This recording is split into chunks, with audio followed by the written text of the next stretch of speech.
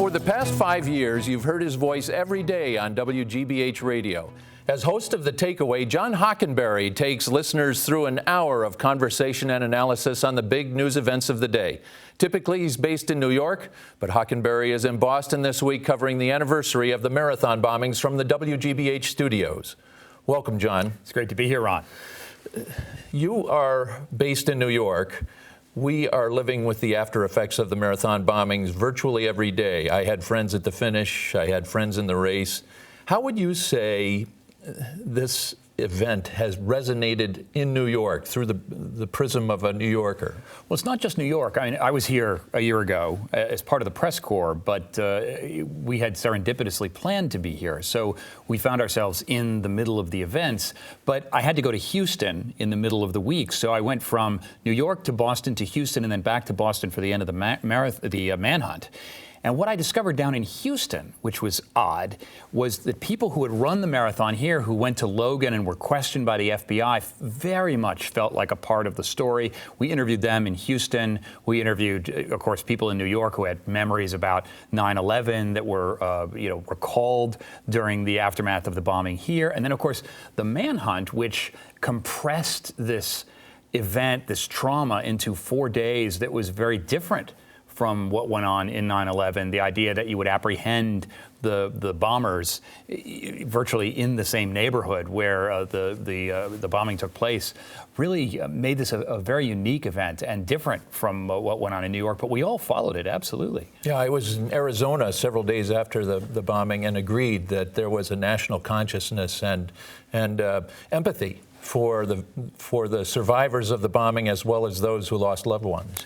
And I think also America shares a certain vulnerability, naivete almost. I mean, I think most places in the world, I've spent a lot of time as a foreign correspondent, most places in the world have lost their innocence regarding this sense of vulnerability, the idea that a bomb can go off, someone will leave a backpack. Yes. I mean, no one experienced 9/11. The level of destruction there is unique, but still, the expectation of terrorism is really something that most of the world is going through, has been through. This huge bombing in Nigeria today is one example.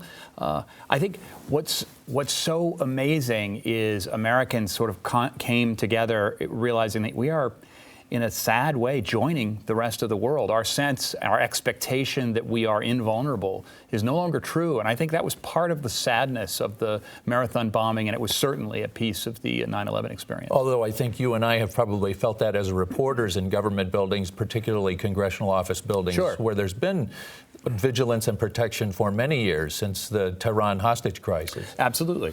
Excuse me, go ahead. No, the vulnerability is worked its way through American society, and right. I think, we're a much more barricaded society. I think the Patriot Act and the various changes that we've made, the surveillance that we've tolerated, I think is really a very deep shift in American consciousness that will define this century in many ways. Agreed. In Boston, there's been some self-reflection about this phrase, Boston strong. Some folks have wondered whether it's either too overbearing or perhaps too parochial. What do you think? I think there's a danger in an event like this that you perhaps exclude certain ways of dealing with a trauma. Yes, Boston's strong, but there are people who are weak. There are people who maybe aren't getting their act together. There are people who maybe aren't connected with their neighbors, and everybody responds to something like this in a very different way. And so I think it's important to get a phrase and a brand and a sort of slogan to define what's going on in an experience that's so powerful as this.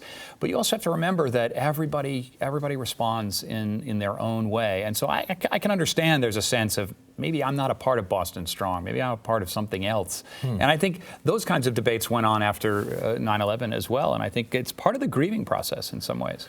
Adrienne Haslet-Davis, who lost a leg in the marathon and who I believe you know. I don't know her, but I know who's designed the prosthetic that she's going to be using in the race. And I've worked very closely with Hugh at the MIT Media Lab when I was a fellow over there. She, as you may know, walked off the set of Meet the Press last week saying they broke a promise not to mention the Tsarnaev brothers by name. And she sent out this tweet. I feel so disrespected, Meet the Press. I asked politely yesterday and you said yes. Now you choose to use the name instead. You're a host. What do you think about that? I don't know how I would have responded if that was the ground rule going in. I suspect I would have been inclined to honor that decision, especially if she had made that request. We certainly would have told her one way or another if we were going to use the name or not, and she could have decided whether she was going to be on the program or not. But for her to be sandbagged, I think, is unfortunate. I also think that, and we see this in criminal investigations, crime victims, that sort of thing, and of course she is a crime victim. The need on the part of a grieving victim to try to control the situation, control the message, it's, again, a part of the grieving process. I think at a certain point, she'll let go of that need to make sure, because everyone knows the name of those bombers and will continue to, right, and that name will continue to be used.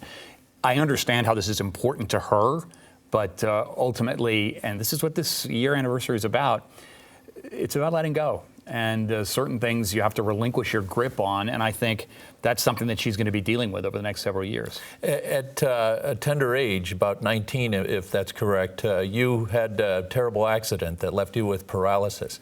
Do you have a sense for what some of these survivors of the marathon have experienced in the past year through your experience? Yes and no. I mean, I was in a car accident, a very boring car accident. We were, it was exciting at the time, but there was no nefarious criminal activity. It came out of the blue. What I will say is that my experience in that first year does not resemble my experience in the 38th year. And even the 5th year. When I was going through that in that first year, I couldn't imagine what it would be like to have been in a wheelchair for 5 years. That seemed like an absolute eternity to me. And when 5 years came along, I said, well, 5 years, okay, I can deal with that. 10 years, I can't imagine. And when I got to 10, it was the same thing over and over again. The experience is dynamic. It defines you, and the more you try to prevent it from defining you, saying things like, I'm going to walk again, or don't look at me because of my wheelchair, the more you call attention to that. And so it's a very almost Shakespearean confrontation with who you are and what you are. And I think all of these people will be going through that. They don't want to be defined as the victims of the Boston bombing, but they don't want people to forget. And I think that's what you're seeing in Adrienne. Fascinating. John Hockenberry, thank you for joining us. Thank you, Ron.